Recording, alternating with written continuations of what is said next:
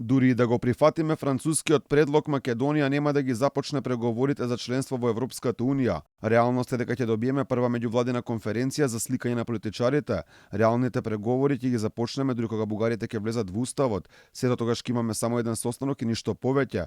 Тоа ни го потврди и премиерот Димитар Ковачевски, министерот за надворешни работи Бујар Османи и вице-премиерот за европски прашања Бојан Маричиќ. Во моментот кога ние ќе се согласиме со преговорачката рамка и сите останати држави членки на ЕУ, ќе биде свикана првата меѓувладина конференција на која што ќе се разговара понатаму за наредните чекори и за официјалното усвојување на преговорачката рамка, бидејќи тоа многу важен документ кој што ги утврдува правилата и основите на текот на разговорите, односно преговорите со Европската Унија, и тој документ практично представува и основа за понатамошно драфтирање. Дека само прифаќањето на францускиот предлог нема да биде доволно за стартување на преговорите, јасно е напишано и во документот на Макрон, каде се вели дека Македонија ќе добие првата меѓувладина конференција, но за втората ќе мора да биде променет уставот и во него да влезат бугарите.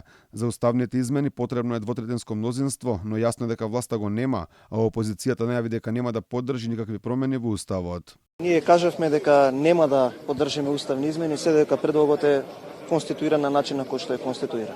И како партија, но еве и лично како пратеник, можам да говорам и во име на целата пратеничка група на ВМРО ДПМН и коалицијата, овој пат ваков предлог нема да помине во Собранието. Токму овој дел од францускиот предлог е еден од оние со кои бугарските политичари најмногу се фалат. Во неколку наврати премиерот во заминување Кирил Петков потенцираше дека Македонија нема да почне преговори додека бугарите не влезат во уставот.